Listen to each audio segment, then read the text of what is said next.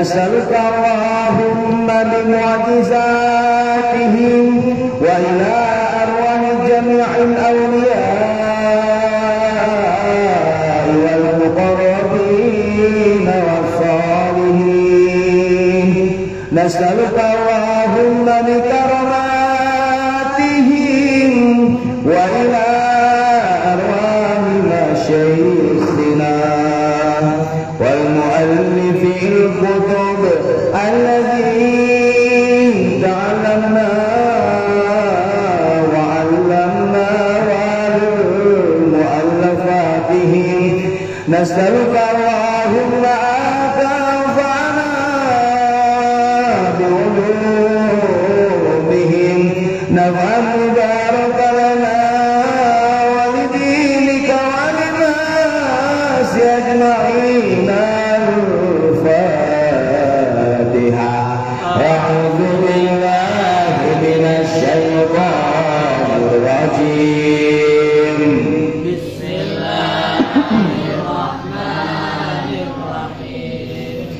الحمد لله رب العالمين الرحمن الرحيم مالك يوم الدين إياك نعبد وإياك نستعين اهدنا الصراط المستقيم صراط الذين أنعمت عليهم غير المغضوب عليهم ولا الضالين.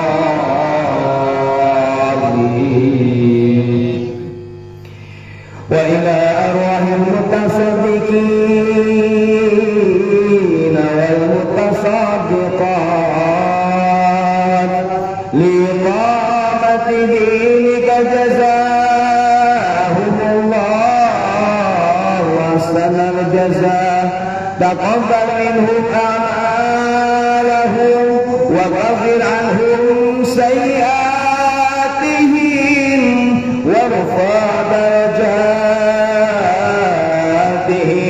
واقض حوائجهم ويسر أمورهم واجعل ذرياتهم من عبادك الصالحين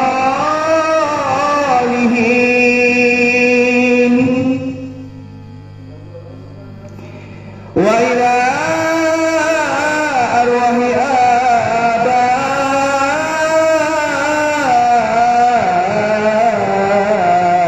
آبائنا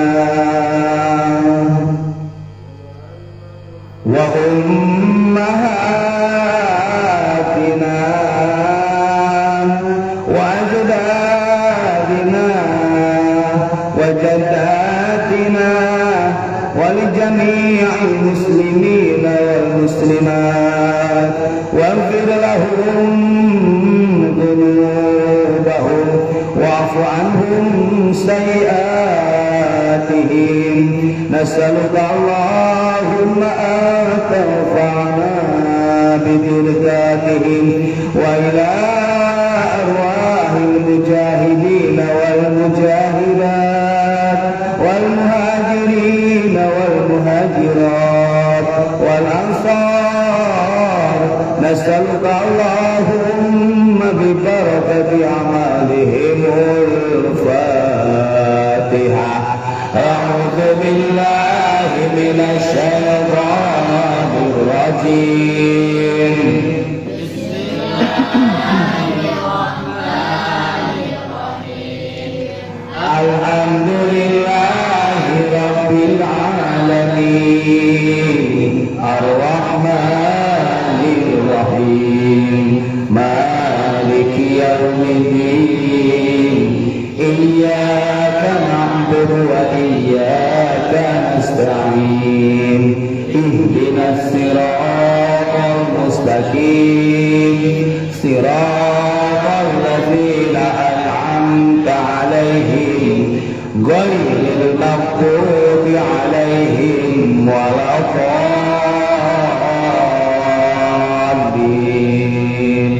رب اغفر لي ولوالدي آمين. Moga-moga orang sadayana ku Allah dijadikan manusia-manusia dibubuh ku rahmatna, dibubuh ku ampunanana, dibubuh ku anugerah ti anjeunna anu teu daramang. Moga-moga ku Allah dipaparinkeun deui kadamangan, teu damang zahir teu damang batin. Dulu urang sararea kulawarga kolon mak bapak nuker nyiar rezeki jeung milik moga-moga ku Allah pakasabanana dipaparinkeun kagampilan. Urang sadayana aranjeun nuker neangan ilmu moga-moga dipaparinkeun kagampangan dina nyiar ilmuna. Ku Allah dipaparinkeun ilmu anu seueur bari barokah, bari maslahat, bari manfaat. Doa urang sadaya pamaksadan moga-moga diijabah ku Allah. Pamaksadan urang sadaya moga-moga dihasilkeun ku Allah Subhanahu wa taala. Karuhun dulur sadaya patos nganjutkeun di alam dunia, aranjeunna aya di alam barzah. Moga-moga aranjeunna aya dina wuhan, dina lindungan Allah Subhanahu wa taala, dipaparinkeun pajembaran di alam barzahna. Ditebihkeun tina rupa fitnah siksa kubur sareng sajabina. Nasalluka al-jabal Fatihah. A'udzu billahi minasy syaithanir rajim. Bismillahirrahmanirrahim. Alhamdulillahi rabbil alamin. Ar-Rahmanir Rahim. Maliki yaumiddin. Iyyaka na'budu wa iyyaka nasta'in. Ihdinas siratal mustaqim. Siratal ladzina an'amta 'alaihim ghairil maghdubi عليهم ولا الضالين.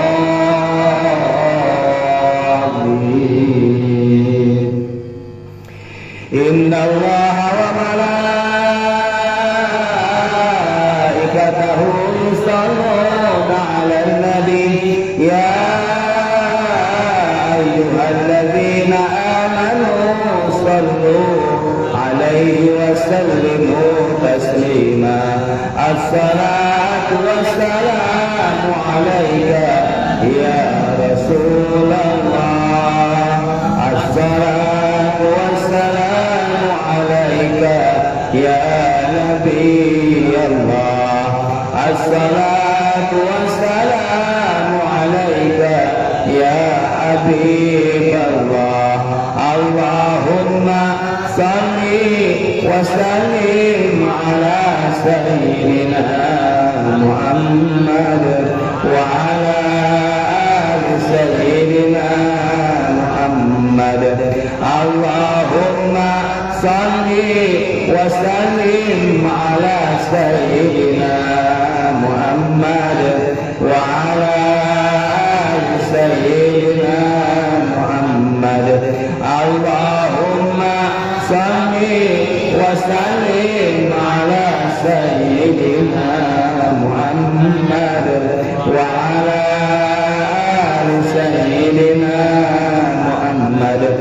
اللهم صل صلاة كاملة وسلم سلاما تاما على سيدنا محمد الذي تنحل به العقد وتنفرج به الكرب وتقضى به الحوائج وتنال به الرغائب وحسن الخواتم ويستسقى الغمام بوجهه الكريم وعلى آله وصحبه في كل لمحة ونفس بعدد كل معلوم لك.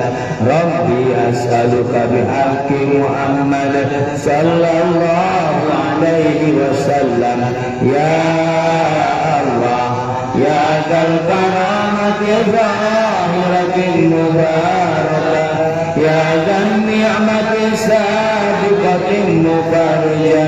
إلهي أعطني ملكا عظيما يا الله يا ذا الكرامة الظاهرة المباركة يا ذا النعمة السابقة المفرجة. إلهي أعطني ملكا عظيما يا الله يا ذا الكرامة الظاهرة المباركة يا ذا النعمة السابقة المفرجة. إلهي أعطني ملكا عظيما. اللهم أغنني بالعلم وزيني بالعلم وأكرمني بالتقوى وجملني بالعافية. اللهم أعني على ذكرك وشكرك وحسن عبادتك يا حي يا قيوم يا لطيف يا حي يا قيوم يا لطيف يا حي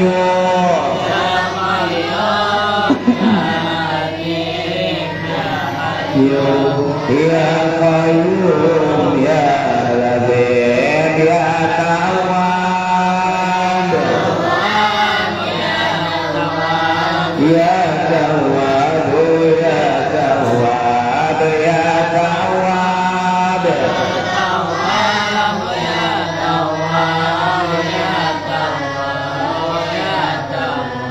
يا مغني يا مغني يا مغني يا مغني يا مغني يا مغني يا مغني يا مغني يا مغني يا الله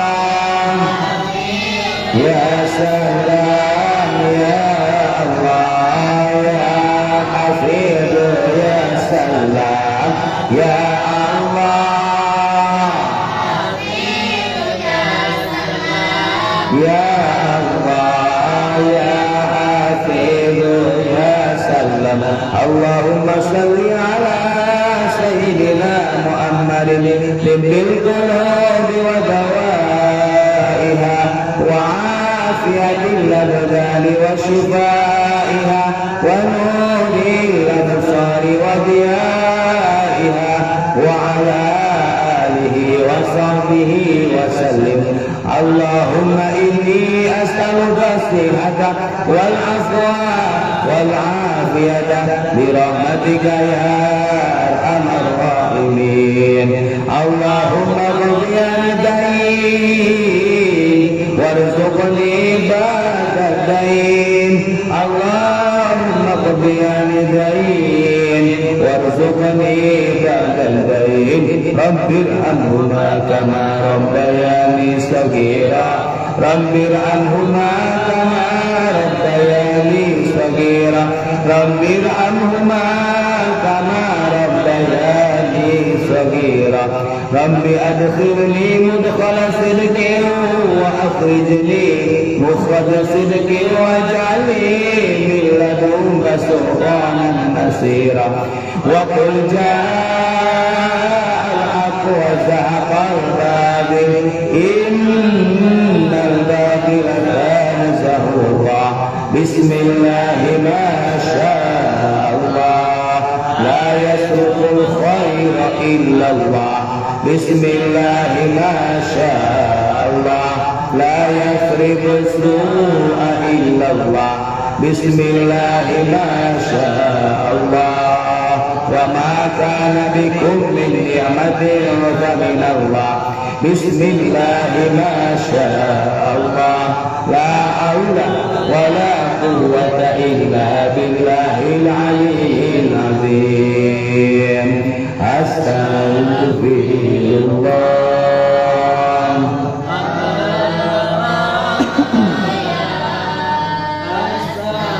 أستغفر الله من الخطايا. أستغفر الله رب البرايا. أستغفر الله من الخطايا. ربي زدني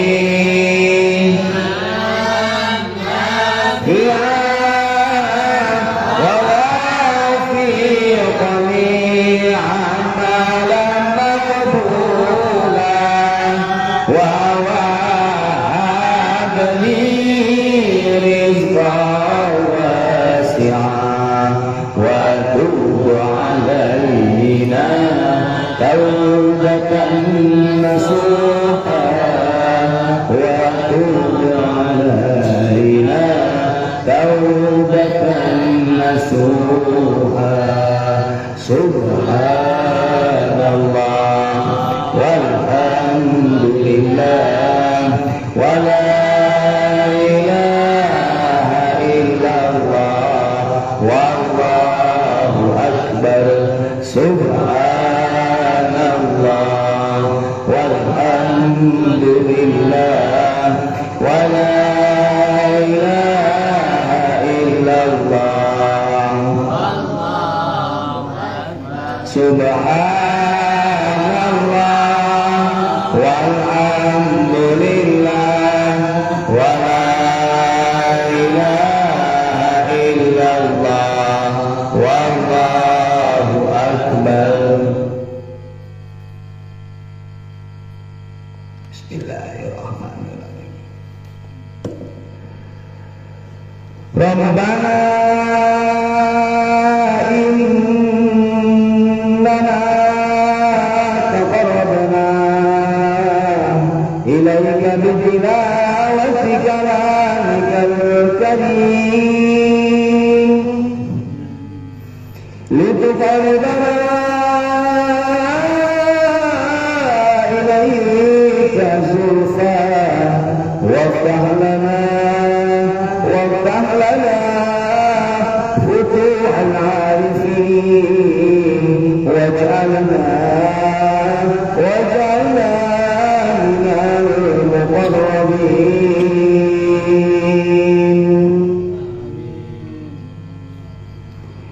ربنا إننا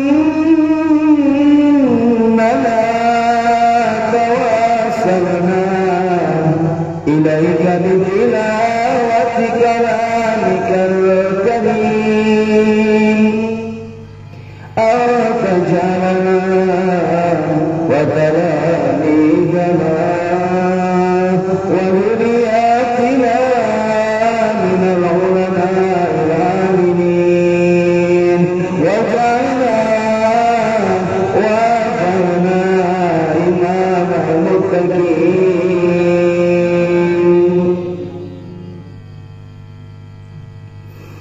ربنا إننا توسلنا إليك بتلاوة كلامك الكريم أن تعز دين الإسلام وتذل الكافرين والمشركين ربنا إنك تعلم سرنا وعلانيتنا فاقبل معذرتنا عن حوائجنا فاهدنا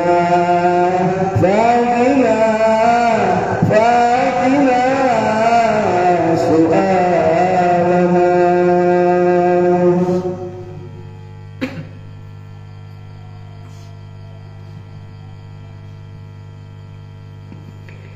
وتعلم ما في أنفسنا فاغفر لنا ذنوبنا اللهم ارحم أمة سيدنا محمد اللهم اغفر لأمة سيدنا محمد اللهم اجبر أمة سيدنا محمد اللهم استر أمة سيدنا محمد اللهم عافي أمة سيدنا محمد اللهم اصلح أمة سيدنا محمد اللهم احفظ أمة سيدنا محمد اللهم ارحم أمة سيدنا محمد رحمة عامة يا رب العالمين اللهم اغفر لأمة سيدنا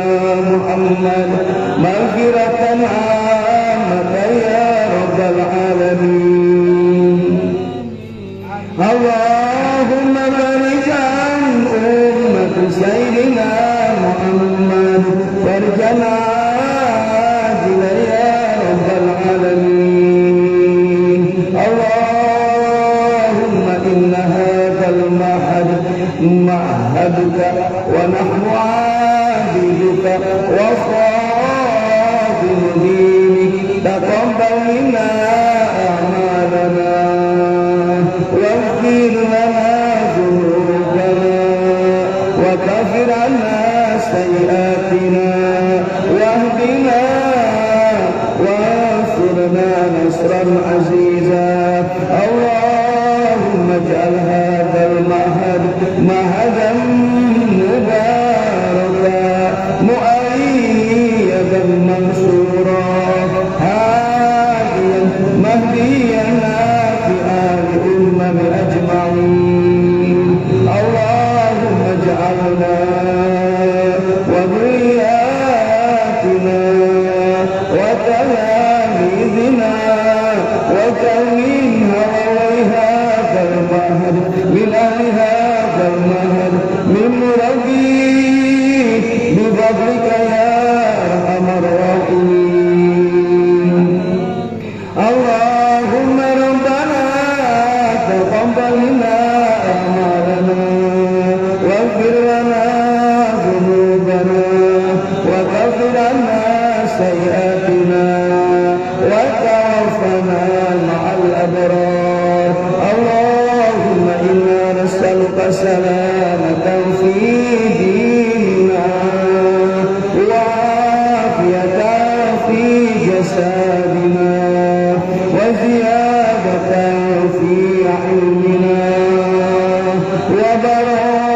وراحة في رزقنا وتوبة قبل موتنا ورحمة عند موتنا ومغفرة بعد موتنا.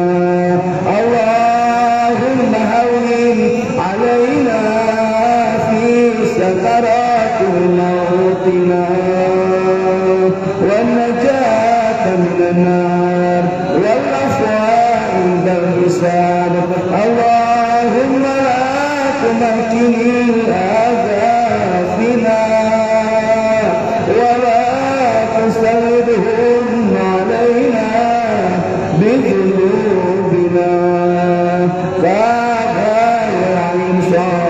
كفايتنا آمين عين شفاء حمايتنا. سبحان الله يعوق القلوب. ربنا افتح بيننا وبين قومنا بالحق وأنت خير الفاتحين. يا فتاه يا عليم يا رزاق يا كريم. اللهم إنا نسألك رضاك والجنة ونعيمها وما يقربنا إليها من قول أو فعل أو عمل والنجاة من النار وما يقربنا إليها من قول أو فعل أو عمل. رب ارحمهما كما ربيانا صغارا. اللهم اشرح صدرهما وسقيم أجسادهما وطويل أمورهما ويسير أمورهما ووسع أرزاقهما. اللهم اغفر لهم وارحمهم وعافهم واعف عنهم. اللهم اغفر لهم وارحمهم وعافهم واعف عنهم.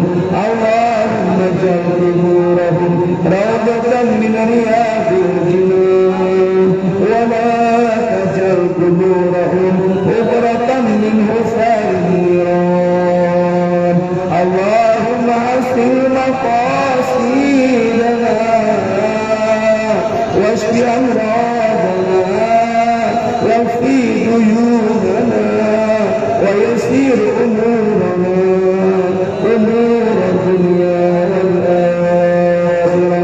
اللهم اصلح لنا ديننا الذي هو عصمة أمرنا واصلح لنا دنيانا التي فيها معاشنا واصلح لنا آخرتنا التي فيها معادنا واجعل الحياة لنا زيادة من كل خير واجعل الموت راحة لنا في كل شر. ربنا آتنا في الدنيا حسنة وفي الآخرة حسنة وقنا عذاب النار. سبحان ربك رب العزة عما يصفون وسلام على المرسلين والحمد لله رب العالمين. الفاتحة.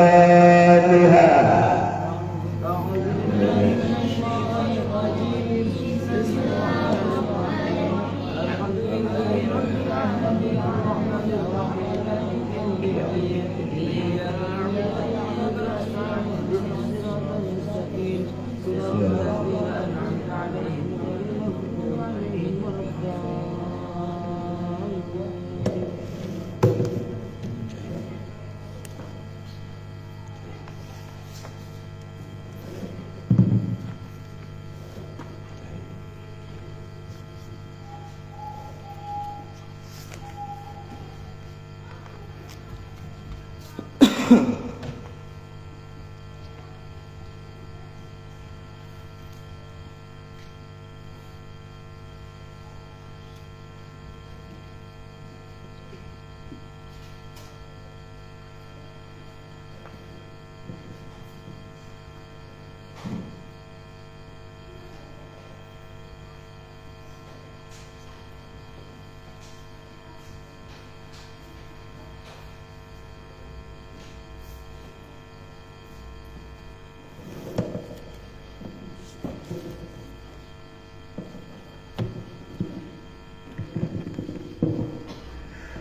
Bismillahirrahmanirrahim.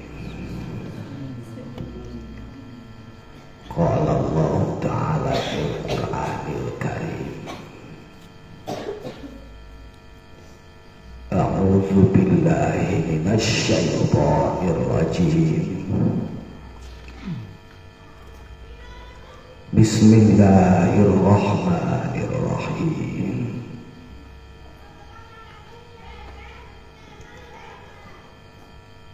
Fakhalafa min ba'dihim khalfun adha'us shalah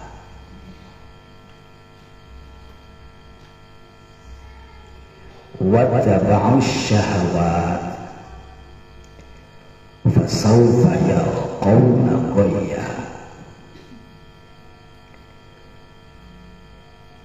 Al-ayah. Sadaqallahul azim wal ma'na wallahu a'lam bil muradi.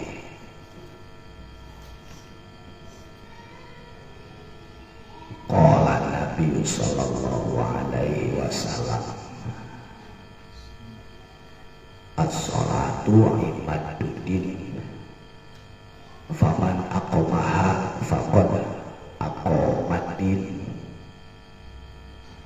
faman tarakaha faqad hadamaddin.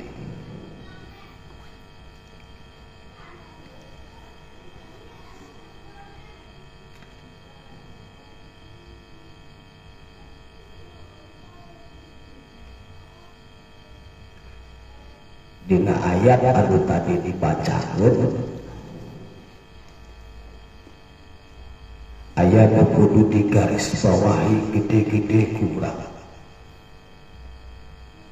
Tegasna dina lebah tuntunna, dina lebah tuntun ayatna teh aya lafaz goya.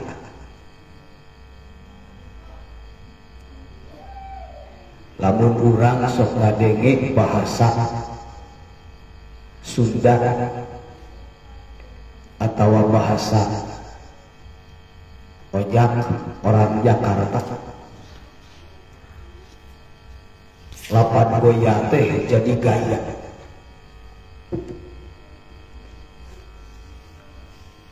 Ternyata ayat tina Al-Qur'an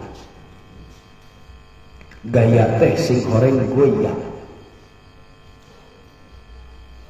Lamun nuturkeun karena ilmu cocoklogi nya bisa jadi baik. Loba teuing gaya kadituna teh dicilakan. Mudah gaya kadituna teh diripuheun. Hayang gaya kadituna teh dicapeun. Loba gaya kadituna teh dicilakaeun. Mudah gaya kadituna teh dicapeun. Hayang gaya kadituna teh naon teh? Hayang gaya kadituna teh dicapeun. Kitu we lah eta mah ilmu cocoklogi. Nganu jelas dina Al-Qur'an aya kecap goya. A'udzu billahi minasy syaithanir rajim. Bismillahirrahmanirrahim. Fakhalafa min ba'dihim khalfun adha'us salata wattaba'us syahawati fasawfa yalqawna ghayya.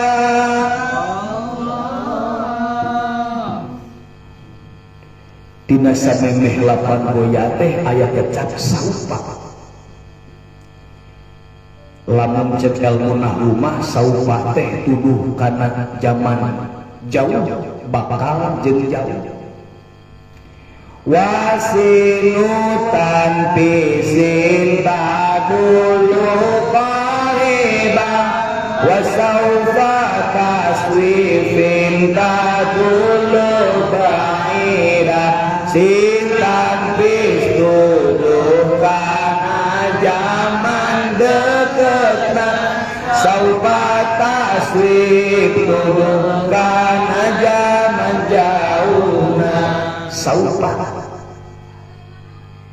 fasaufa yalqawna ghayya. Jadi aya jalma-jalma anu bakal panggih jeung goyah.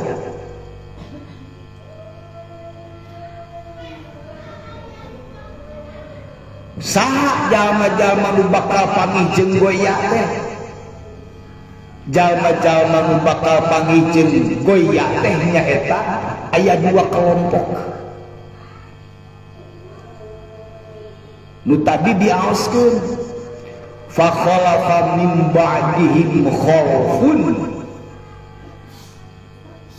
bakal datang jalma-jalma dina sabagdana itu jalma-jalma anu sararae khalfun tur anu jadi gaganti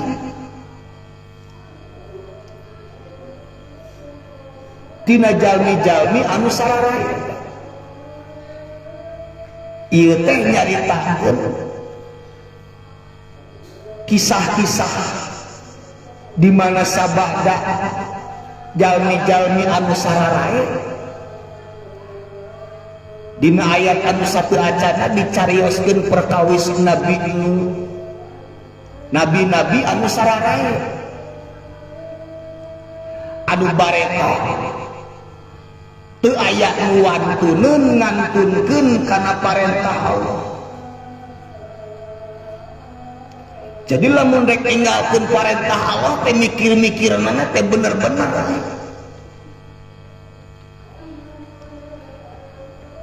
Sok komo kana urusan salat da tiba parentah ge ngaranna salat mah geus aya. Sing horeng bakal datang teh nyaeta jalma-jalma Allahus sholat, jalma-jalma anu ngamomorekeun kana sholat.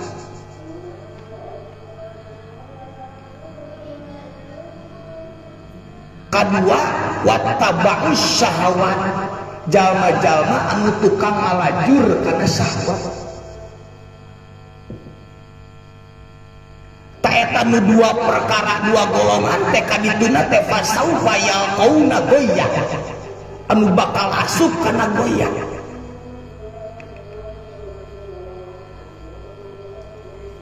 Naon atuh ari goyah teh?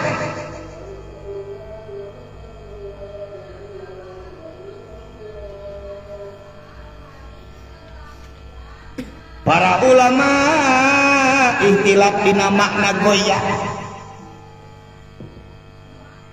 Saur Wahab bin Munab anu disebut goyah teh nyaeta wahangan dina jero neraka jahanam. Goyah teh hiji wahangan hiji walungan dina jero neraka jahanam. Jadi neraka jahanam di jero neraka jahanam teh aya walungan aya jurang wadin pijahan nama hiji jurang anu aya di jero neraka jahanam eta teh goyah.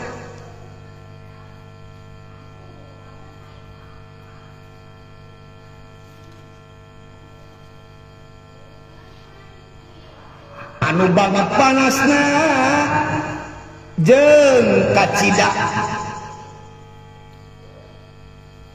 banget panasna kacida dahareun-dahareun anu aya dina eta goyah lamun teh mah satetes getah-getah atawa dahareun atawa cairan nu aya dina eta goyah antal ka dunia, maka dunia ieu bakal leeh beak.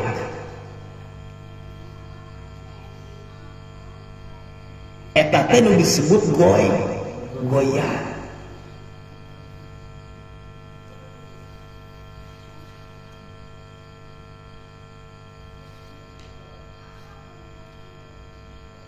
Cukuplah sakitu masalah goyah. Jang saha eta teh goyah teh nu tadi teh jang hiji jang jalma anu Allahu sholata, jalma-jalma anu ngamomorekeun kana salat. Jadi aya babalasna jang jalma-jalma anu ngamomorekeun kana salat. Bahasana aja pas saut payal kauna goyah saut ai saut teh cek tadi ge dulu baidah jauh keneh bakal ngamila keneh bakal teh kapan aya bakal anu sakedeung deui aya bakal ngamila keneh bakal dahar sakedeung deui bakal kawin sakedeung deui saban perkara nu aya di dunia mah dana ya dulu dunia eta teh deukeut ngaran-ngaran perkara nu di dunia mah kabeh ge deukeut jeung ngaran perkara nu di dunia mah kabeh ge sakedeung eueuh nu lana eueuh nu lilajang di dunia ulah aneh lamun teh mah ayeuna paamprok tuluy isuk papisah ulah aneh lamun teh mah ayeuna ngahiji tuluy isuk pepegatan ulah aneh naon sababna sabab ngaranna ge di dunia mahnya kitu teh tempat nu deukeut jeung tempat nu sakedeung. Komo ceuk para ulama ahli tasawuf disebut teh sapat sepat mata. Hiji waktu hiji tempat anu sapat sepat mata moal aya nu lila nu ngeunah moal aya nu saineng-inengna nu peurih nu ripuh moal aya anu salalawasna. Kabeh ge aya tungtungna jang di dunia mah tong hariwang deui. Tong hariwang jeung kudu melang deui. Tong hariwang di dunia mah mun meunang peurih da moal salawasna ngan kudu melang di dunia mun meunang bunga sabab moal salilana. Tong hariwang jeung kudu melang. Tong hariwang lamun hirup di dunia menang ka peurih, menang ka sulit, menang ka teungeunah sabab di dunia mah tempat nu sakedeung jeung tempat nu deukeut. Jeung kudu melang di mana urang menang ka bunga, menang ka tenang, menang ka ngeunah, menang ka tentrem naon sababna bisa jadi ku sakedeung. Isuk geto robah deui.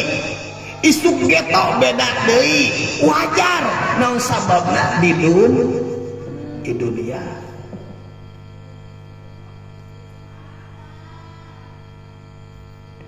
fasaufa yalqauna goyah bakal aya kababalasna jang jalma-jalma nu ngamomorekeun kana salat ngan pedah lain di dunia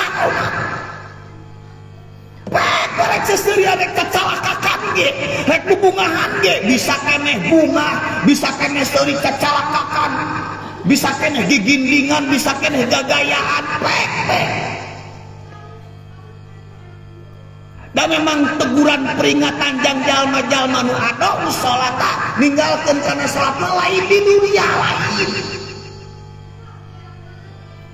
bebuju pemboga anggapan jeung pemboga sangkaan eueuh balukar jang jalma nu ninggalkeun salat tomboro ninggalkeun ngamomorekeun ge ieu kecap goyah teh jang jalma-jalma nu ngamomorekeun kana salat lain eueuh balasanna teh aya ngan pedah engke sauk euy bakal tapi lila keneh di mana di akhirat di wadin di jahannam di hiji jurang nu aya dina jero neraka jahanam. Dina jiwa pas Kanjeng Nabiuna Muhammad sallallahu alaihi wasallam anjeunna nalika diisrokeun sareng dimi'rajkeun kalayan dibimbing diaping ku malaikat Jibril alaihi salam. Dina nalikana anjeunna nuju di perjalanan anjeunna ningali kahiji golongan jalma-jalma anu eta golongan jalma-jalma teh keur nyarepengan batu anu badag. Tuluy eta batu nu badag teh ditakokeun kana sirahna nepi ka sabucat. Dicandak deui batuna ditakokeun kana mastakana bucat. Canak deui batuna bubeutkeun deui kana mastakana bucat. Tuluy kitu saineng-ineng. Geus bucat teh jadi deui. Sirahna teh weteuh deui. Geus weteuh deui sirahna takol deui bucat. Weteuh deui takolkeun deui bucat. Lain takol atuh bareng ku batu mah nya. Dikumakeun euy. Digejretkeun. Weteuh deui sirahna gejretkeun deui kana sirahna bucat geus bucat jadi deui gejretkeun deui bucat tuluy kitu saineng-ineng euy. Nepi ka Kanjeng Nabi Muhammad sallallahu alaihi wasallam bijil rasana langsung ti anjeunna. Dugikan naros ka malaikat Jibril, wahai Jibril, eta teh saha? Atuh malaikat Jibril teh anjeun ngawaler Muhammad, eta teh umat anjeun. Nabi ageng kajaah kadeudeuhna kanu jadi umatna teu aya duana jang ceuk paribasana sadayana ge kami umatna. Dina surat Al-Duha aya wala saufa yu'tika rabbuka fatarda. Wala saufa yu'tika rabbuka fatarda. Wala saufa yu'ti jeung pasti bakal maparingkeun ka anjeun saha rabbuka pangeran anjeun. Fatarbo atuh nepi ka anjeun teh ngarasakeun bunga. Fatarbo atuh anjeun nepi ka ngarasakeun tenang. Fatarbo atuh nepi ka anjeun teh ngarasakeun tentrem jiwana. Eta teh keur kumaha kaayaanna ja? Eta teh keur kaayaan dina nalikana Allah ngahisab kalauhil mahfud. Sabab Al-Quran teh kapan diturunkeun di Baitul Izzah teh kalauhil mahfud, lauhil mahfud dihisab. Dipenta pertanggungjawabanana. Cacak lauhil mahfud dipenta pertanggungjawabanana. Sabab naon? Sabab lauhil mahfud parantos katurunan Al-Quran, kasimpenan Al-Quran di Baitul Izzah lungsur ka lauhil mahfud. Ditaros eta lauhil mahfud teh, wahai lauhil mahfud, kumaha tanggung jawab anjeun masalah Quran anu bareto ku kami diturunkeun ka anjeun. Maka eta lauhil mahfud teh ngawaler kumaha teh lauhil mahfud Gusti parantos diserenkeun ku abdi ka malaikat Jibril. Lajang sabadana eta ngawaler lauhil mahfud kitu wawaranana Allah lajeng ngaros ka malaikat Jibril kalayan disuunkeun pertanggungjawabanana. Jibril kamanakeun jeung dikumahakeun eta Al-Quran anu bareto diserenkeun ka anjeun. Saterasna malaikat Jibril oge anjeunna ngawaler.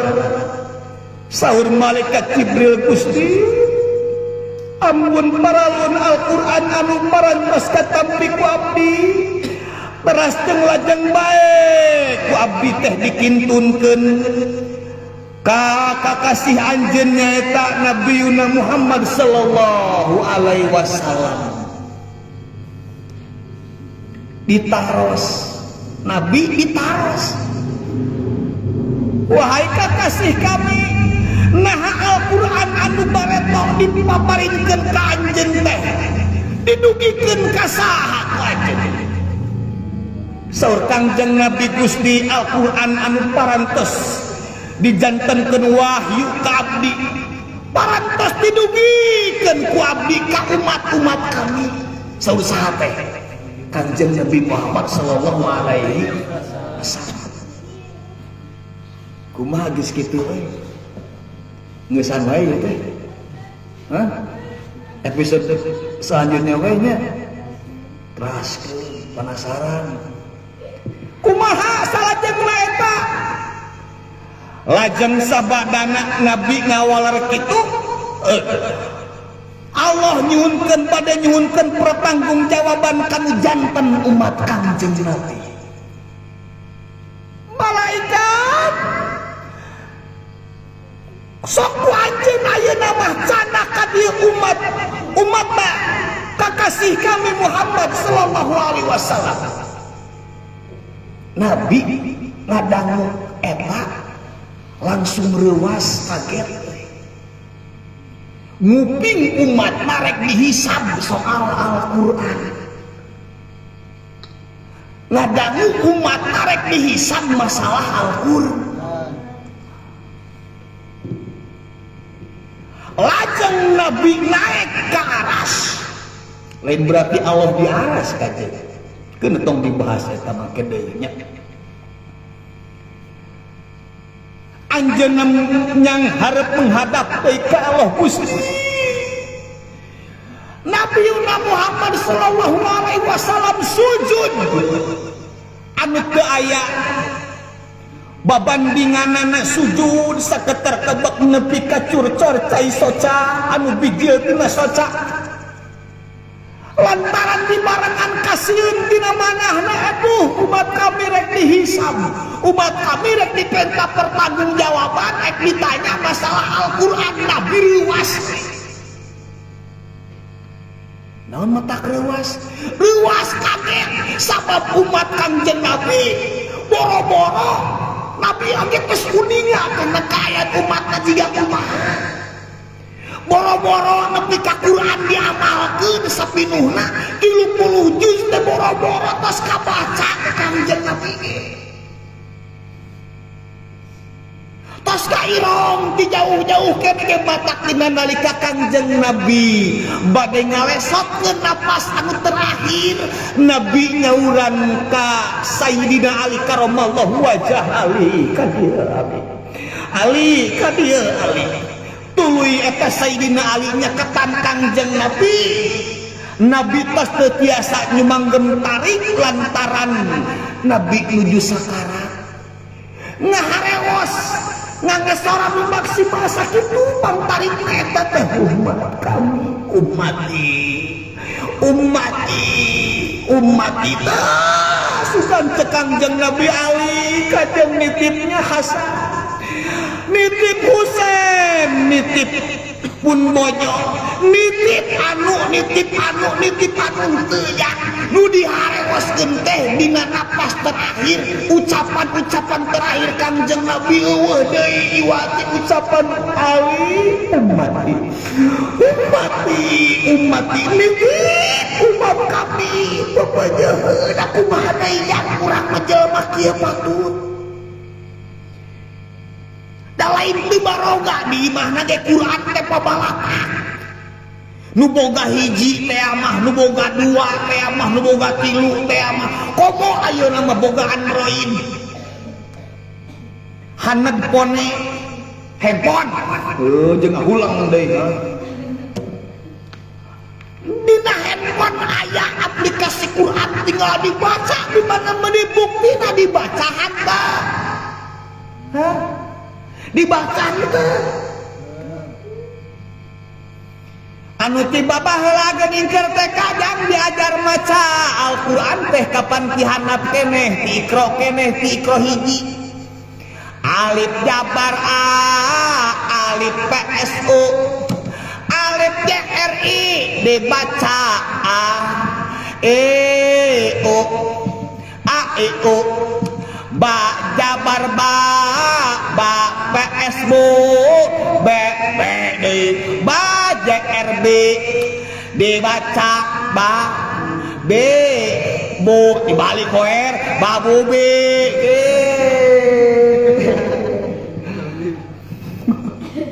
aneh mah tileutik eta teh ari Suganta rek nguluy diajar teh euy budak di sakola ngamakeun budak di TK-keun di diniahkeun Suganta rek nguluy bunga eta kolotna budak naik ka panggung nepi ka bisa maca cek budakna teh Bismillahirrahmanirrahim doa mau tidur Bismika Allahumma ahya wa bismika amut. Assalamualaikum warahmatullahi wabarakatuh. Turun bunga kolot teh bisa kitu ge. Ai Suganta rek manya gede budak naik ka ST berek ST geus teu dituluykeun teu pernah ditanya eta budak teh ujang ai peuting sare ngadua heula henteu teu nyai ai tadi udang sare ngadua heula henteu ngadua cenah mama sok baca Allahumma barik lana dua dahar eta mah bade ngahakan bantal mana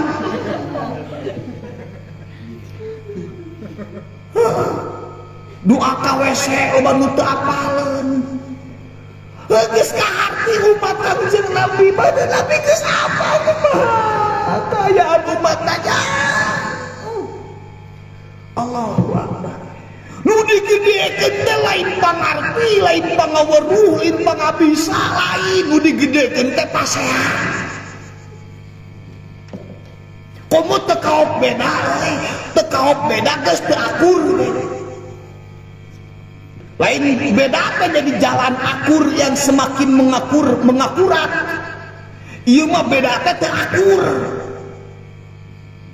lain beda baeda kunaon beda ge baeda dulur beda ge baeda satatangga beda ge baeda da sawarga negara beda ge bae teu beda ge teu akur teu kaop aya beda saeutik geus ka ditunana teh naudzubillah matak Nabi kantos harita nyuhunkeun perbedaan eta teh diteu ayakeun ngan ku Allah ditolak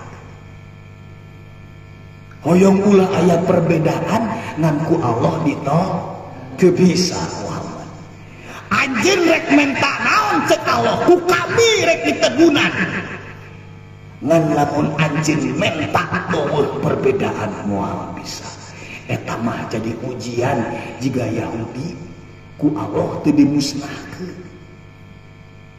kajeun keneh ngamusnahkeun Firaun daripada ngamusnahkeun Yahudi mah nya naon sababna eta jadi jalan jang ujian kahirupan umat manusia Nabi teh lain damai kenal karena kaya umat tak uningan jeung terangan bisa rek nu mana rek nu kumaha atuh nu ngamalkeun kana Quran sapinuhna jan marukna bareto meureun keur zaman Kangjeng Nabi aya keneh Nabi kapan kasumpingan ku Sayyidina Umar bin Khattab anjeunna nyumpingan Kangjeng Nabi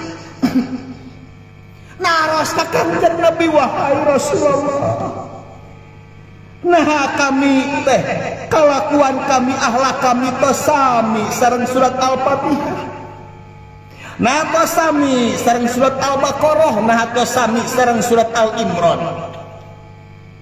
ai urang coba naon diamalkeun Quran euy aya nu diamalkeun teu untuk boro-boro isina urang mah eta betah naon apa mimitina we Bismillahirrahmanirrahim.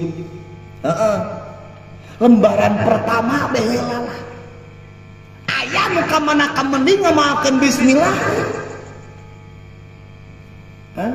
Kulu amrin dzibalin layu tada'u bihi bismillahirrahmanirrahim fahuwa aqta au ajdam au aqta.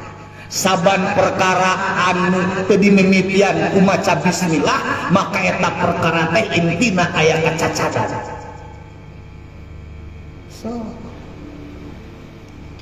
lamun dahar urang bismillah heula teh dahar naon eta teh?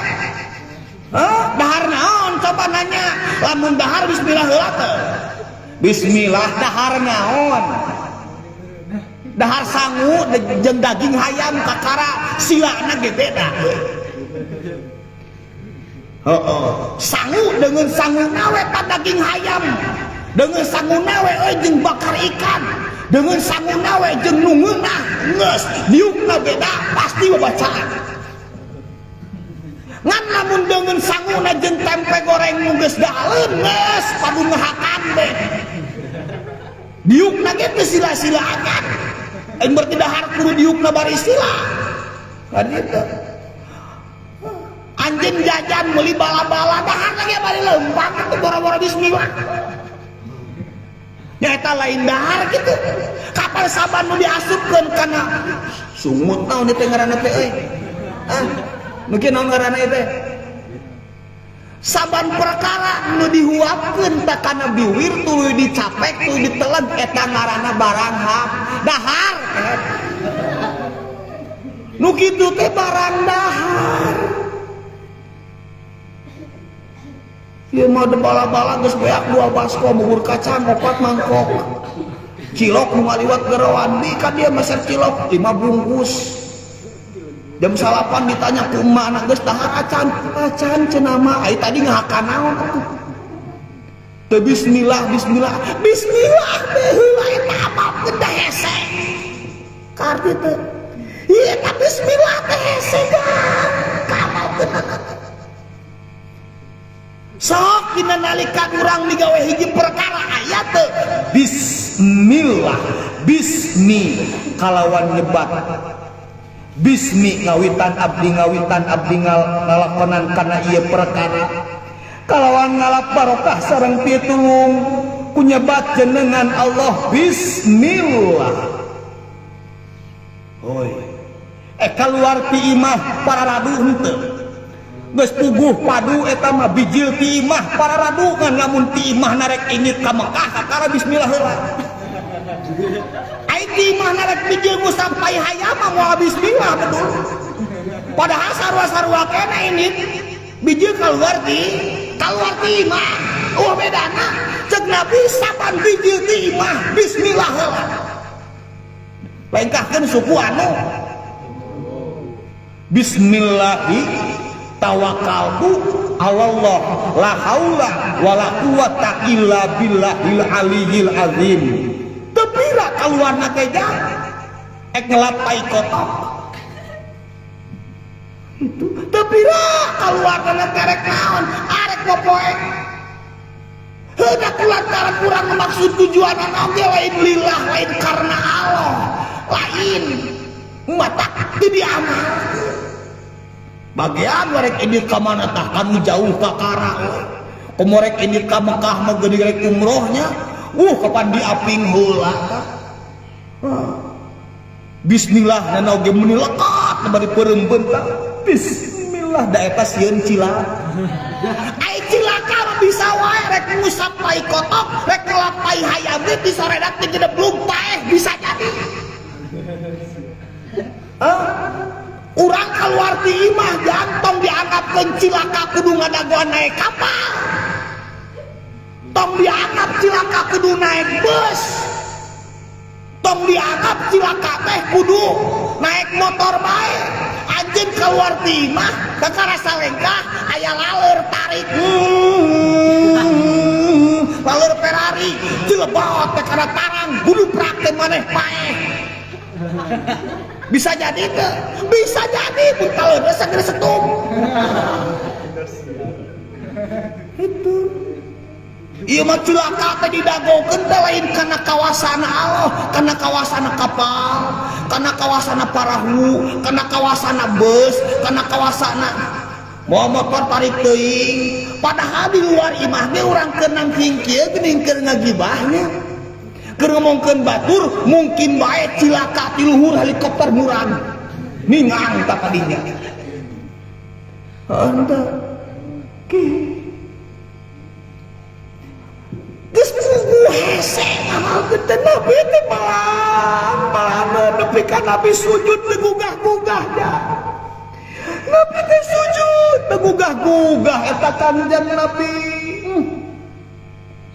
Naon sababna mikasieun mikarepan sieun umatna ditanya masalah Quran tong boro kudu ngamalkeun tong boro ngamalkeunana nafsirkeun gitu bisa tong boro tafsiranana terjemah gitu apal tong boro nerjemahkeun maca ge pabaletot lamun nyanyi hade sorana lamun maca Quran geus ge odeng mabok.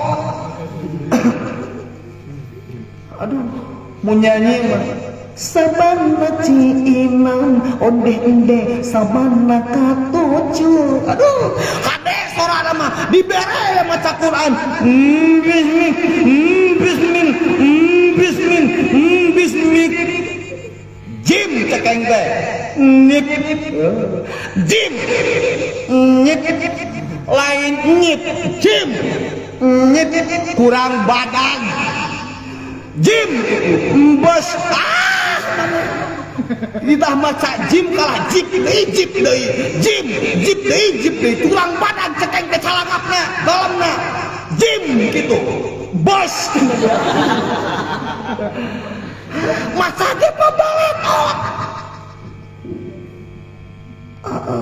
maca ge pabaletot Fatihah cek urang oge nunggal poe dibaca da pabaletot kene aku majang padahal diancam Fatihah teu sah teu bener Fatihah na wayahna teu sah eta maca wala bolin da wala bolin walando anu wala tolin atuh eta rek kumaha ana amta ayo aya bi ane di bawah ane amta ane amta goiril wairil ayo wairil we di bawah Nabi uningan pisan karena kalemahan menjadi umat matak balik ke hari tarek di penta pertanggungjawaban menjadi umat masalah Quran. Nabi kaget luar biasa langsung sumping yang harap kalau tulis sujud begugah-gugah Nabi.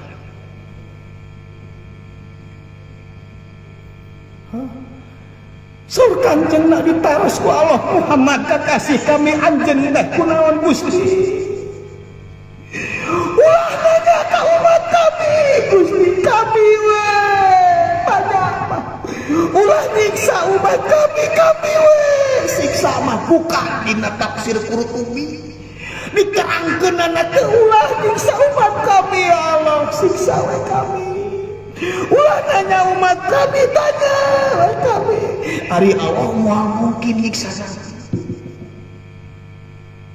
hayang naon atuh anjeun teh hoyong anjeun ngalidokeun ka umat kami maka tidinya wala saufa yu'tika rabbuka fatardo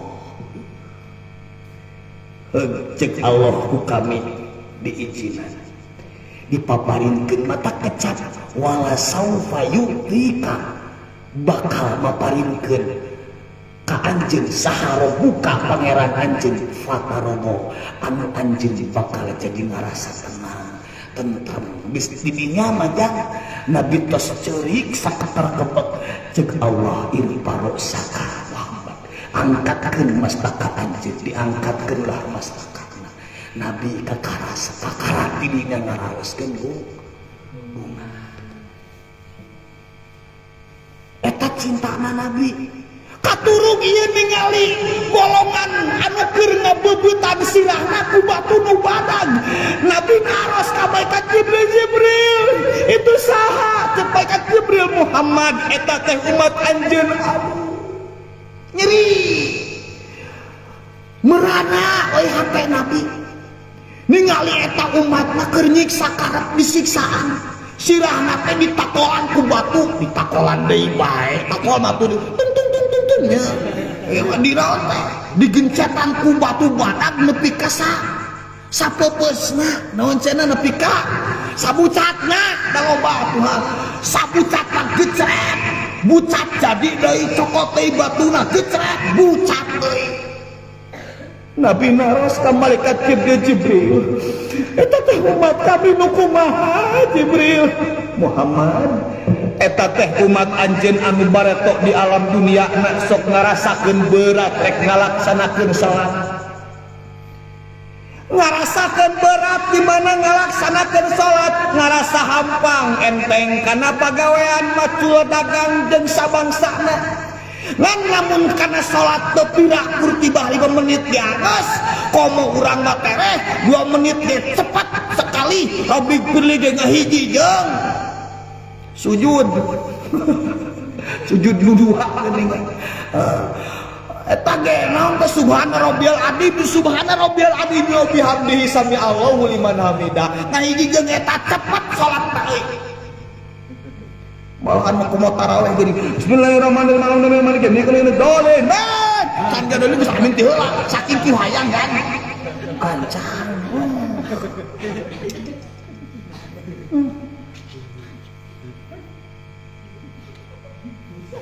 Berat karena sholat teh. Masjidna, matak masjid akhir kiamat mah hararan, eta embel-embel jantah deleh. Masjid di hadean ayeuna mah dikersakkeun ku Allah, masjid-masjid teh hararane ngan jelema beuki arengeungeun ini kamas bare teh mah keur zaman Belanda, keur zaman Nabi mah jang masjid teh eueuh teh heula. Keur zaman Nabi na padang pasir tapi salatna gararia beuki ka dieu awas tong aneh anjeun karena naon teh keramikna geus mahal naon ngaranna teh lebar merang teh nu anu teh nya salah nya nak kemarin moal apaleun granit candi tumpang deui ku karpet nu kadal teh heug seungit geuningan oi jabat di sisi wah tina dinding tengah hiliwir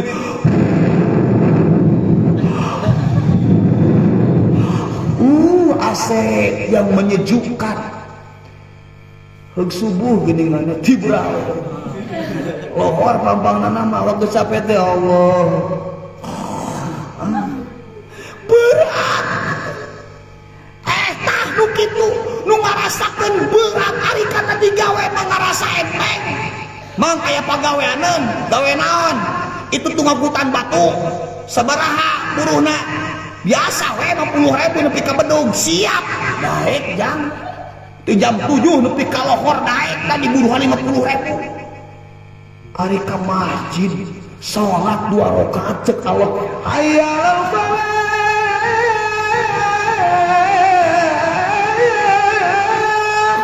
apal artina teu anu hayang bagja ya kadarieu salat nu hayang bagja hayang 50.000 hayang bagja baet teu boga 50.000 teu dibagja lamun bagja 50.000 leuwih bakal beunang ngan mun budak 50.000 bagja bisa jadi leungit ka kitu kajaba mamajikan nu salakina mang bagja solihin teu bagja suratmat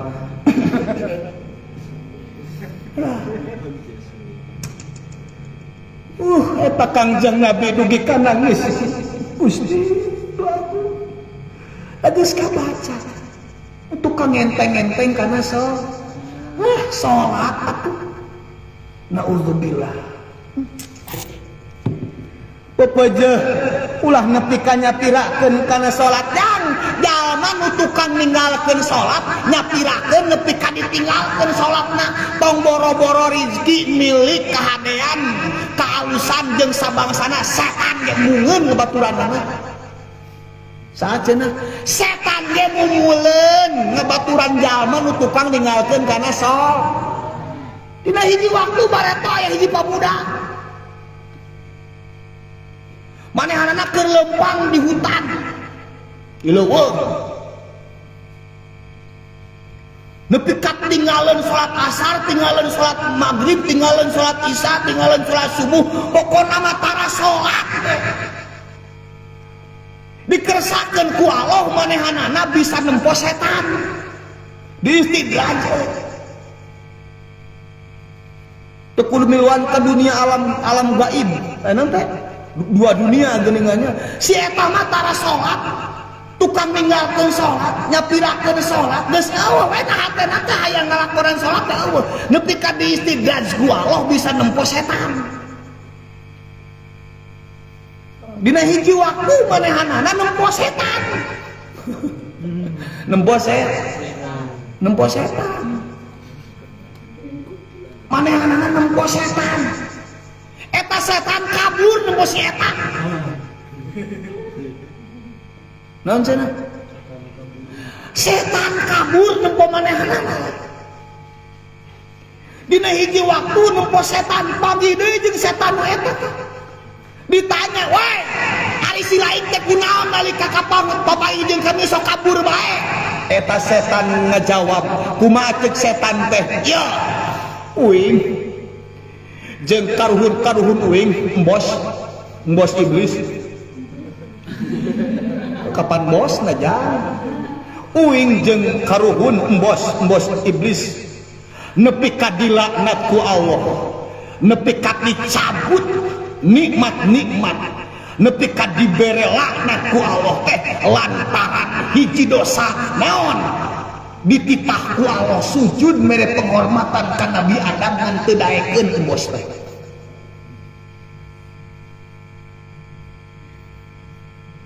anjeun dititah ku Allah salat lohor tinggalkeun asar teu dilakonan maghrib kalah ngiring isya kalah tidra subuh kalah ngaguguat tunu duha komo maneh kalah nino carangka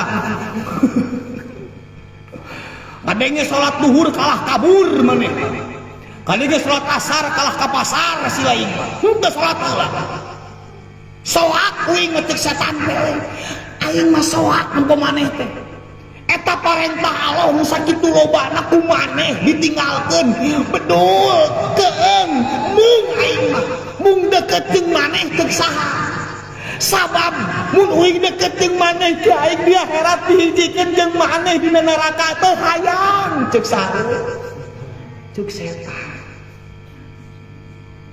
setan ge soakeun ka jalma nu tukang tinggalkeun salat nu tara salat mah dipika salat ku setan sieun diijikeun di akhirat teh diasupkeun kana goyang neraka jahanam tadina neraka jahanam teh aya siksa deui disebut teh goy ceuk setan meureun aing mah cukup neraka jahanamna we teu hayang asup kana jurangna mah jang maneh ceuk saha ceuk setan keung teu jalma tukang ninggalkeun salat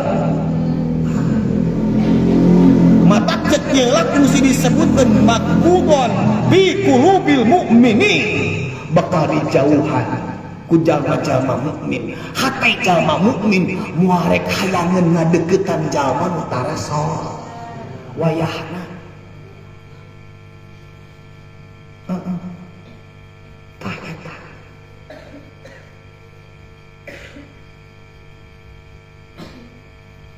harita keur zaman Nabi Isa alaihi salam Nabi Isa kantos ngaliwat ka hiji tempat waktos eta tempat dan Nabi Isa mah kitu jang dakwah Nabi Isa mah leulempangan dabong harita mah jeleumana saeutik keneh dakwah ka tempat ieu tos kadakwahan pindah deui ka tempat sejen pindah deui ka tempat sejen pindah deui ka tempat anu sejen eta Nabi Isa alaihi dina hiji waktu Nabi Isa alaihi salam datang ka ieu tempat eta Nabi Isa nepi ka muji ka Allah luar biasa.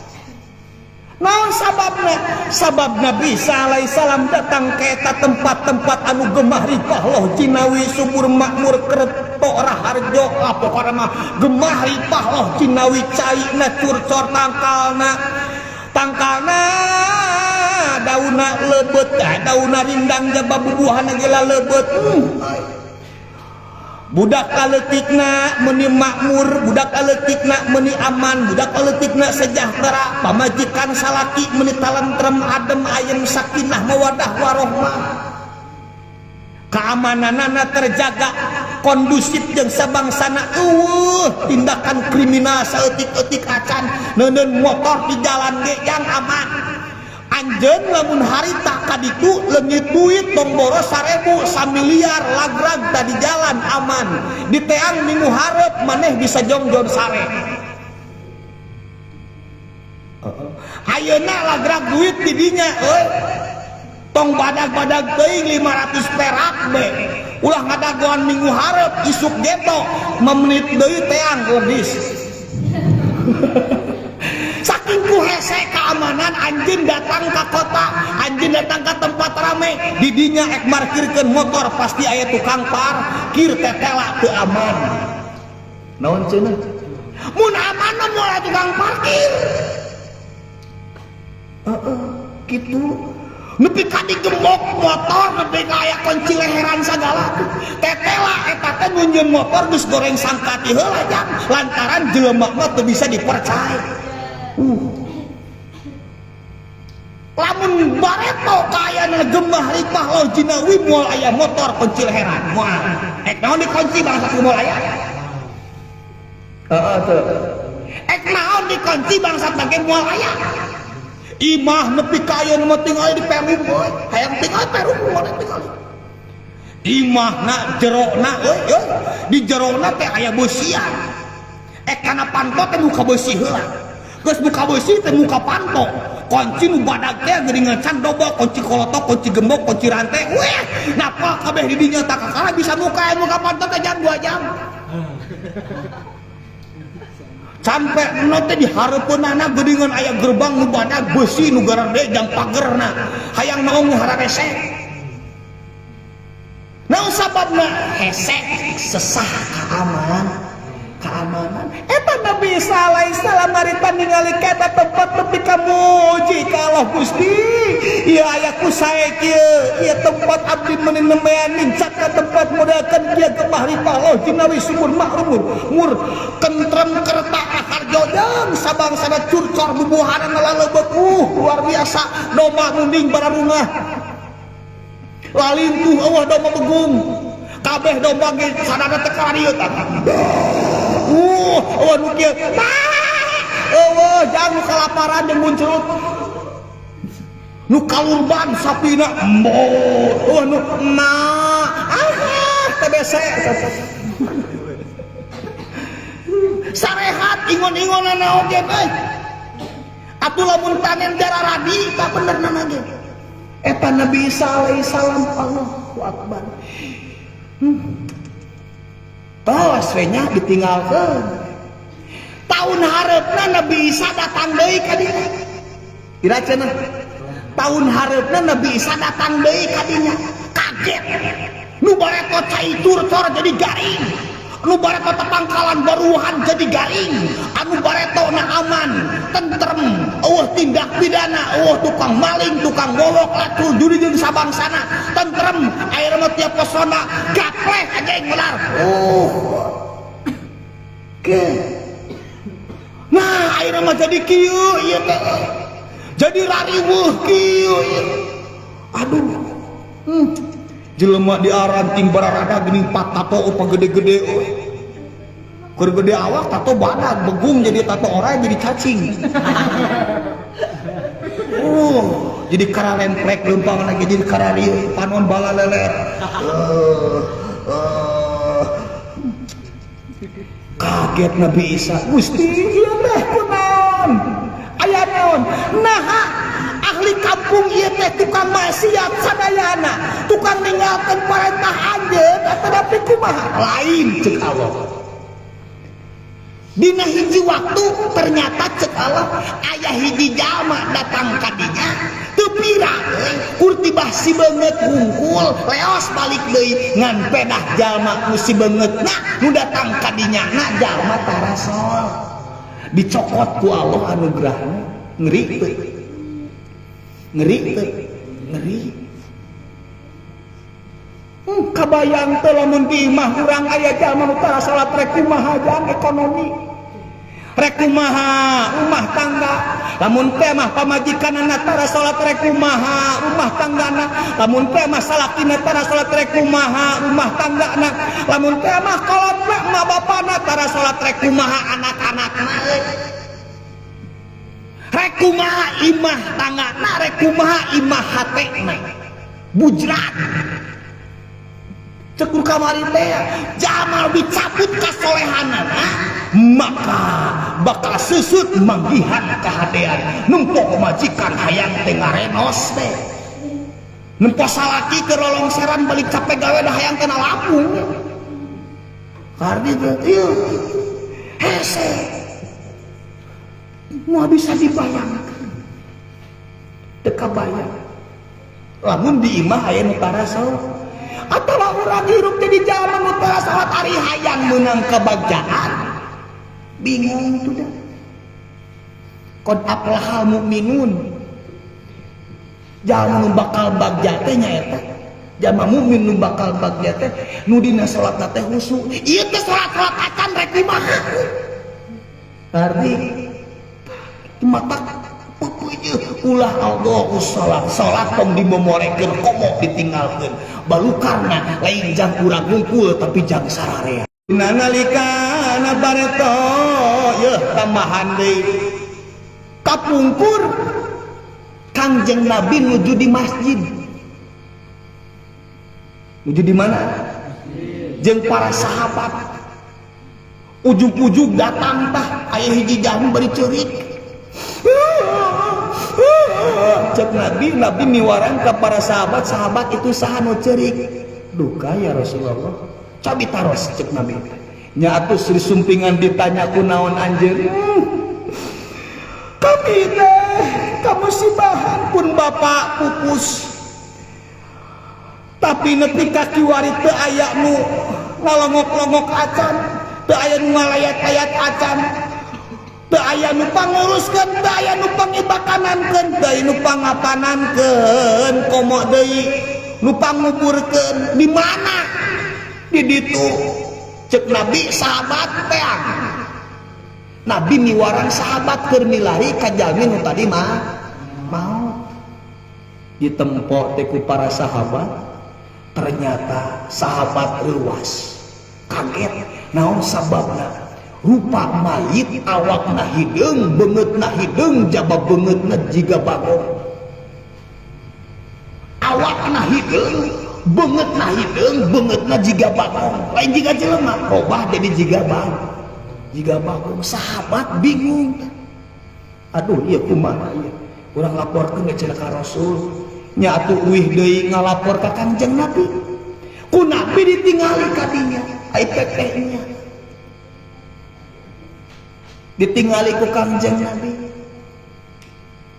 ek diibakan sesah Nabi ngadua nepi ka normal deui salirahna nu hideung jadi eueuh tuluy rupana jadi robah deui seperti biasa didoakeun ku Kangjeng geus beres tah dimandian tuluy rek di kapanan dibungkus ek dibungkus robah deui awakna hideung deui jiga bagong deui ku Nabi ngadua deui normal deui awakna nu hideungna teu aya rupa bagongna jadi teu aya deui di kapanan deui ku Kangjeng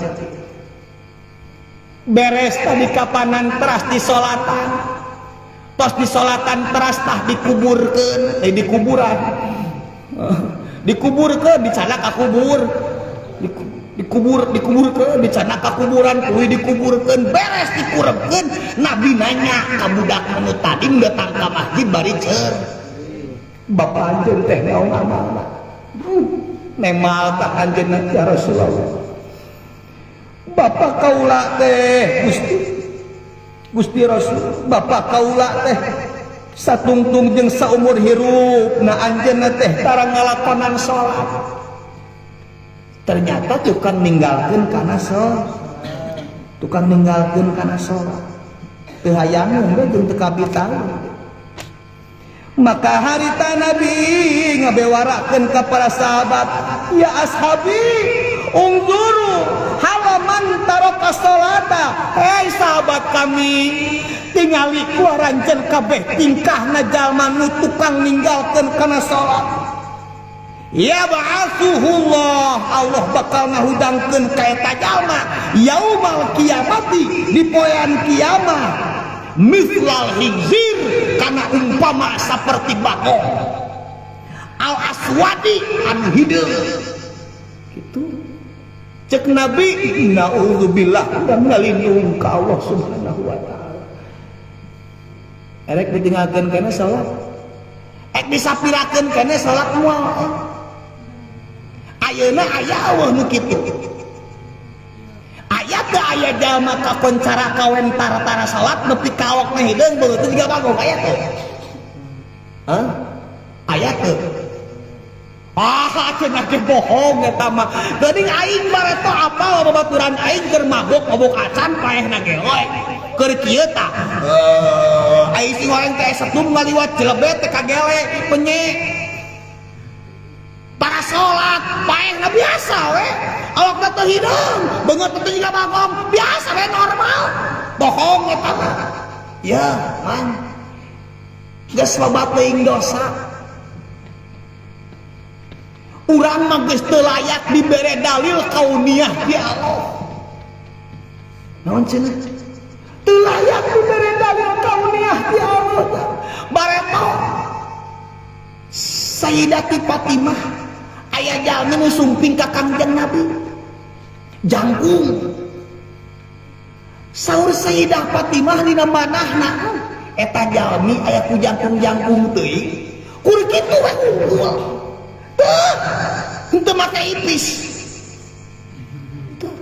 jangkis jangkung it kur jangkung unggul teu make begung deh nya jangkungnya begung deh teu henteu teu make kengkong deui jangkungnya kengkong henteu eta jalmi kurkat jangkung-jangkung teuing kur kitu hungkul pas we ngaliwat pas beres teu aya jalmina Nabi nyanggem ka Sayyidah Fatimah wahai Fatimah utahkeun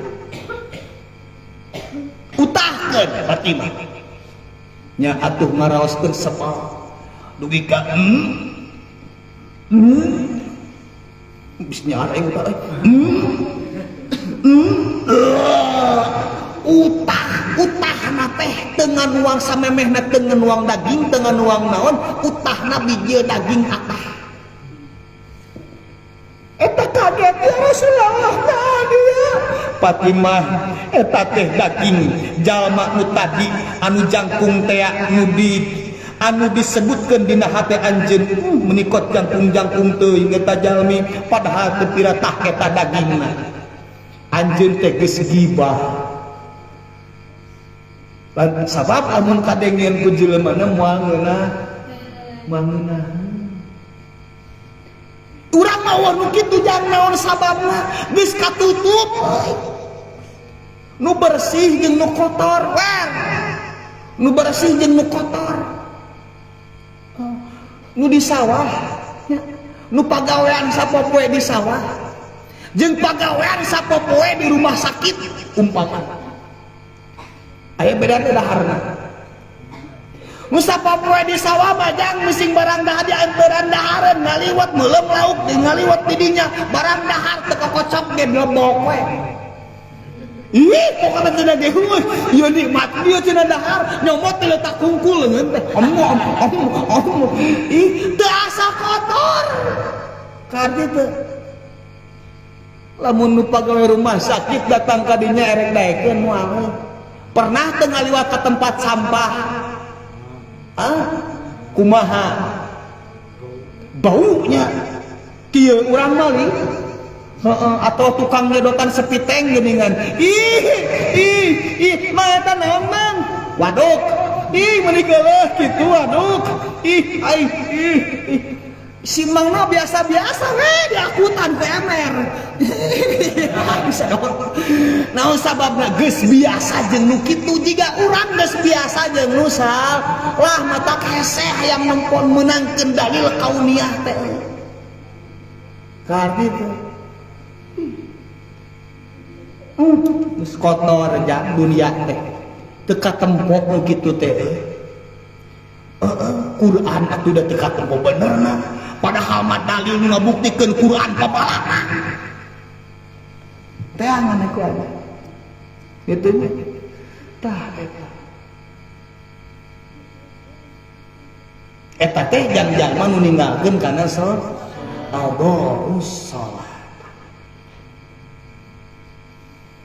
Dina mangsana harita keur zaman Abu Bakar Siddiq. Keur zaman Abu Bakar Siddiq harita aya jalma anu maot. Aya jalma anu maot. Nya atuh diurus mayitna teh. Beres tah diibakan. Dikain kapanan, disolatan. Disolatan eta mayit gegerbegan. Aya gegerbegan di jerona. Atuh keur disolatan ieu ruas mah. Allah. Gugulubugan eta mayitna. Da pangkatan sahabatnya. Moal kabur cara anyeun. Mana mah kuboehna geus sieun. Dikuburna ngos.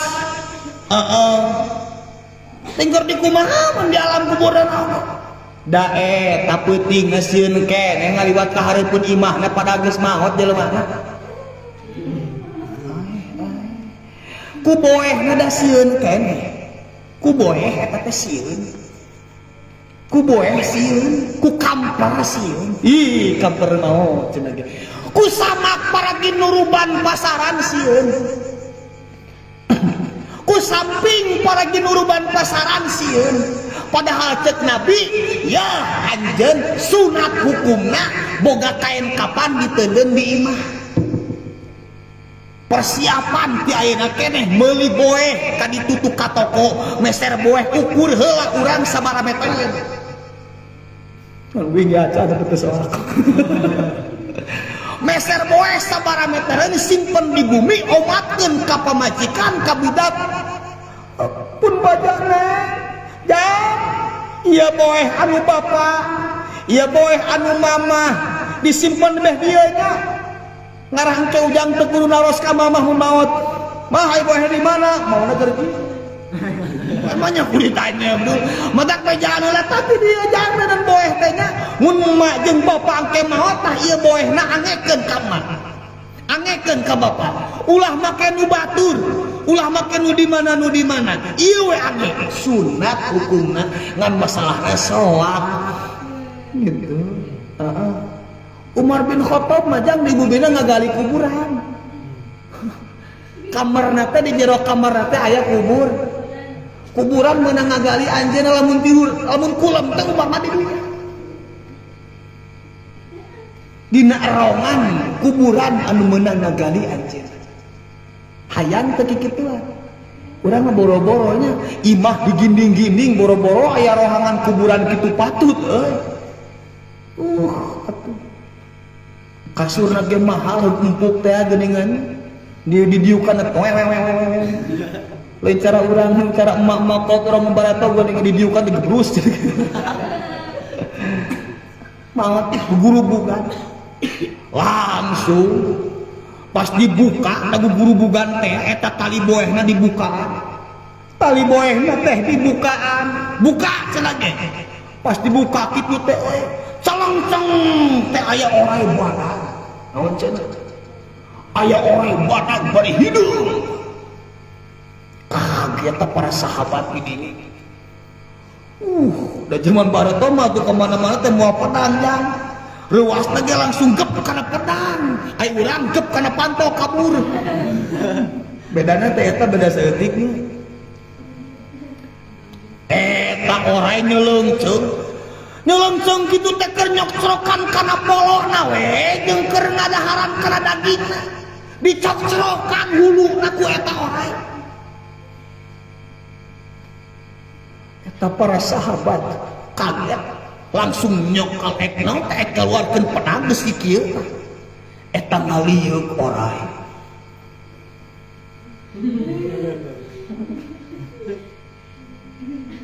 Cek orai teh bari ngomong la ilaha illallah Muhammadur Rasulullah. Eta para sahabat lamun geus ngadangukeun kana kalimat eta la ilaha illallah Muhammadur Rasulullah ngageber jang awakna. Ngageter awakna teh ngadeg-deg lantaran asup kana jiwana, asup kana manahna. Orai nyarita kalimat la ilaha illallah Muhammadur Rasulullah. Ditanya ku para sahabat, naon gawe anjeun di dinya? Eta orai ngajawab, kami teh diparentahkeun ku Allah Subhanahu wa taala. Fa innallaha amaroni an u'adzibahu ila yaumil qiyamah. Saestuna Allah teh marentahkeun ka kami, malah kami nyiksa ka ieu jalma nepi ka datangna poe kiamat. Tuluy para sahabat naros deui ka eta orai. Ma khotoyahu, naon kesalahanana ieu jalma nepi ka Allah marentahkeun ka anjeun supaya nyiksa ka ieu jalma nepi ka poe kiamat. Ma khotoyahu, naon kesalahanana? Eta orai teh ngajawab, al awalu kana idza sami'al adan la yaji'ul jamaah ieu. Pangna kuring dititah ku Allah keur nyiksa ieu jalma teh sabab ieu jalma teh nu kahiji manehna boga ceuli jeung bisa ngadenge eta sora adan kadenge ku anjeunna ku ieu jalma, tapi la yajiul jamaah ieu jalma tara daek datang ka masjid jang ngalaksanakeun salat berjamaah mata kuring dititah nyiksa ka ieu jalma. Ceuk saha we? Ceuk orai. Teras nu kaduana naon? Eta orai teh nembal deui layak rujuk zakata min malihi. Ieu jalma teh taradaek ngaluarkeun hartana jang ngajakatan. Sieu mah Ramadan ge dong teh datang batur rumah zakat fitrah sieu mah tara. Batur mah zakat ingon-ingon, zakat tatanuran, zakat emas, zakat penghasilan sieu mah tara mata kuring dititah jang nyiksa ieu jalma nepi ka datang poe kiamat. Teras nu katiluna naon dosana? Nu katiluna teh nyaeta la yasma'ul qaulal ulama. Ieu jalma boga ceuli, boga panon, boga suku indit ka majlis taklim tapi tara daek ngadengekeun pepatah-pepatah pituah-pituah ti para ulama. Mumul milu pengajian, mumul milu pangurukan, teu hayang di pepatahan, teu hayang narima kana nasihat-nasihat mata kuring ku Allah sabab tilu perkara ieu diperintahkeun nyiksa ka ieu jalma nepi ka datang poe kiamat. Tah eta balukar jang jalma nu tukang ninggalkeun mata ceuk Nabi as-salatu imaduddin, salat teh tihanna agama. Faman aqomaha, saha jalma ngadekeun salat faqad aqomadin, maka eta jalma geus ngadekeun kana agama. Agama nu di mana? Agama nu aya di diri anjeunna, agama di keluargana, agama di masyarakatna, agama jeung di luhureun eta. Arti teh ulah ngomong hayang gemah ripah lojina we aya salat ngomong. Teu ka harti nengan rezeki aber-aberan milik aber-aberan tadi tukat di syarat tadi tinggalkan rek kumaha aja anjeun rek kawin cep ari si kolot ditinggalkan rek kumaha mising irung mancung ge eta na eueuhan mah wayahna irung mancung panon cureuk awak badag eta na si kolorna eueuhan wayahna naon cenah wayahna eta masalah utama salat mah sabab hubunganna jeung masalah jasmani dan rohani lamun mobil bus hayang alus kumaha lain mobilna sabenerna majang lain kumaha mobilna kumaha supirna urang teh hate inna fil jasadi mudghah dina jasad teh aya sagumpal daging lamun sagumpal daging eta alus maka bakal alus tah jasad musejena lamun sagumpal daging eta goreng maka bakal goreng tah jasad anu sejena ala wahia alqalbu sing inget eta teh hate ari salat ngahubungna kana hate salat tah hate na hade salat na goreng hate na goreng tara daek salat maka sarua jeung teu hayang boga hati lamun jalma geus teu boga hati rek kumaha kolot maehan anakna anak maehan kolotna salaki maehan pamajikanna pamajikan maehan salakina eta jalma geus hati tanya ku maneh salat tara pasti tara tadi teh kitu mata inna sholata tanha anil fahsya wal munkar mun hayang leungit kagorengan jagalah salatna naon cenah jagalah salat anu 5 waktu jagalah salat penyejuk kalbu hiji bahkan bareng sepuh deui jagalah salat nu 5 waktu jagalah salat penyejuk kalbu hiji salat dunya cumenge hiji salat lohor ulah kalah kah molor 2 salat asar tong waka init ka pasar baik nih hiji salat lohor ulah waka molor 2 salat asar tong waka init ka pasar 3 salat maghrib tong tuturubun neangan sirib 4 salat isya ulah wakak ulah kalah kah tibra 5 salat subuh ulah ngagugut tunduh bisi hirup ripuh tepara rubuh 5 salat subuh ulah ngagugut tunduh bisi hirup ripuh tepara rubuh baik kan nih nggak bisa pode hiji salat lohor ulah kalah kah molor 2 salat asar tong waka ini ka pasar 3 salat maghrib ulah mama wasirib 4 salat isya ulah waka tibra 5 salat subuh ulah ngagugut tunduh bisi hirup ripuh tepara rubuh kitunya non cenah al-doa mana nu bakal diasongkeun ku Allah fasaufa yalqauna goyya neraka jahanam dina jero neraka jahanam eta aya goyya jurang anu pinuh ku siksa wallahu a'lam bishawab rabbil bana bima